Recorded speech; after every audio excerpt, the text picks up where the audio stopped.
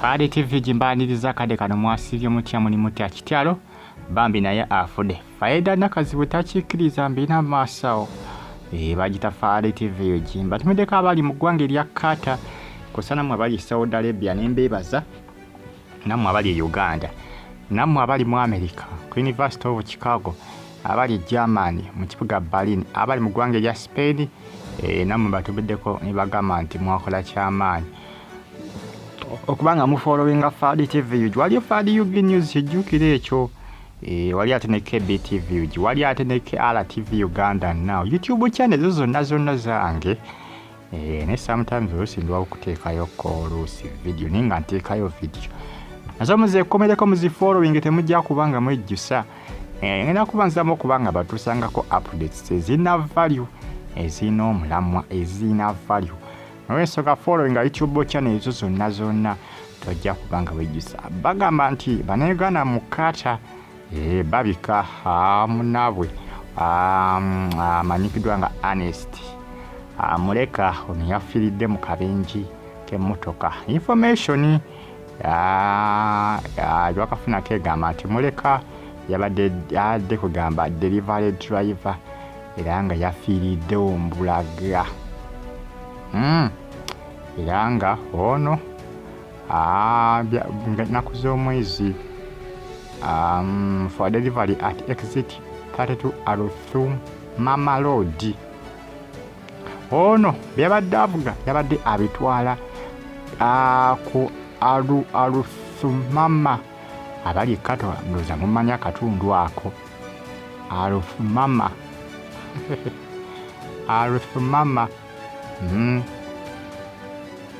Why?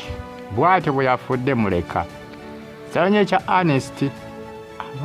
Abaana bano abakologwa delivery manga g'Abawalabu bafa. Naye ate mwana tubagamba Abawalabu mbuboto omuntu mu accident bakuvunaana. Mubakuvunaana akwebisa ebisinga oluusi. Bitera kukola kubagwira nga bakonye bantu baabwe. Nze bwe ngamba. Nze bwe ngamba. Kuba honest bayinza kuba bamukonye nesubira nti bayinza okukwata eyamukonye bw'abange yamukonye mu Arabiya bw'abange yakonye honest mu Arabiya temusuubira mbwa honest bagenda kukwata eyamukonye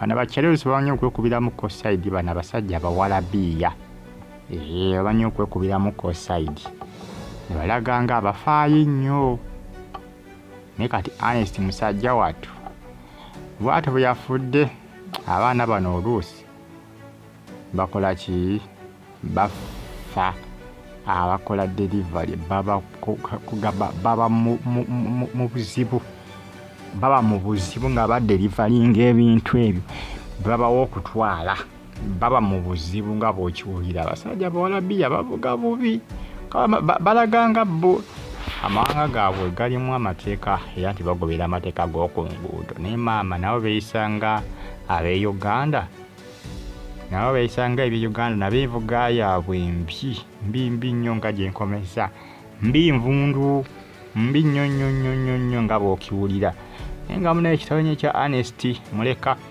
enteekateeka z'okuzza omulambo gwe munaye zigenda maaso era nga munnange ono yabadde muyimbi honest muleka kitalo nnyo nnyini ddala era nga musajja mukulu yamubise senior kanaabe yamubise munnaye honest kitalo nnyo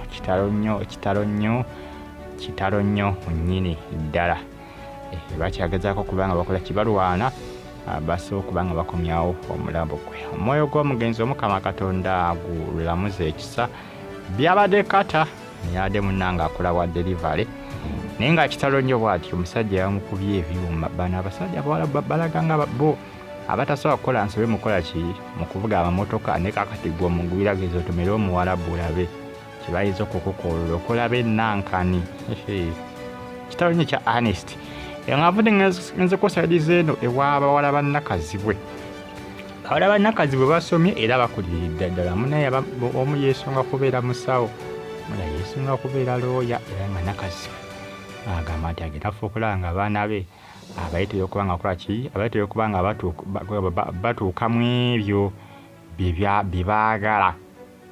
Nakazibwe agamba nti ajjafu okulaba ng'abaana be abayiirawo omubiri mu ngeri yonna yonna, each and every situation akwasaganyizeeko sapooti agibawe, buli kimu kitambule malembe.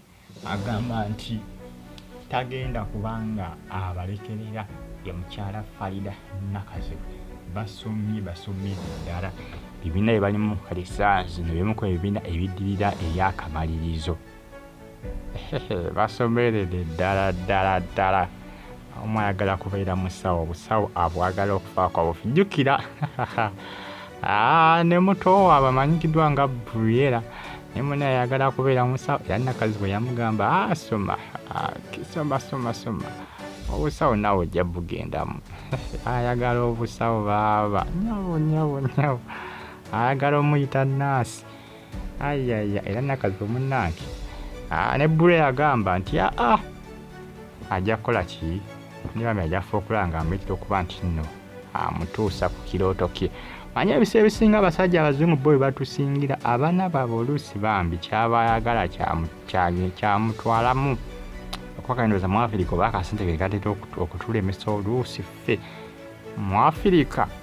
Naye abazungu omwana we oba ayagala kuzannya firimu, oba ayagala kubeera futuboola, oba ayagala kukola ki, oba ayagala kubeera looya, wagamba nti ayagala kubeera looya, asoma bw'abinoonyereza nako. Amugulira laputopu n'akola nga zirisaaki nga bw'asoma eri nga bw'amanya balooya beeyisa batya biki. Yeetuka okubisomerera maama ng'ebisinga biyitayita mudda ng'alinakoko bunotisi obutonotono bwangungu. Mu Afirika kasente ke kakola ki katera otuyiwa, naye ng'abazungu oluusi abaana baabwe tamukaka kyatayagala. Nono mu Afirika baaba ogenda bikolera waani, ayagala kubeera muyimbi, ogenda bikolera waani. Famire ezisinga nga tezaagala kuvamba nyimbi nga zigamba gwe ssebo tojja tukunamira wano, tojja tuzinazina bizinazina bya kiseegu wano. Abazungu bo tebafaayo, naye wano abazadde bagamba tojja kuswaza famire yaffe, ffe tuli bannaddiini mukulu ssebo, weetegereze naye okejjobu endala gy'osobola. N'ebyo Afirika yo bwetyo bweri. Naye nga munaye ensonga zezo bawala ba Nakazibwe yabagamba ati bwe temufaayo, nze nja bawa sapooti yonna gye mwagala, mumukanye kusoma. Munaye ng'ensonga zezo abali mu Iraq, Baghdad, Saudi Arabia bagamba nti muli b'amaanyi. Eno bagita Faridah TV yo gi comment section eryawo, ntira obubaka mu comment section ate osigale nga ogifollowinga. Mbaye bulungi. Faridah TV gimbagala nnyo, mweraba.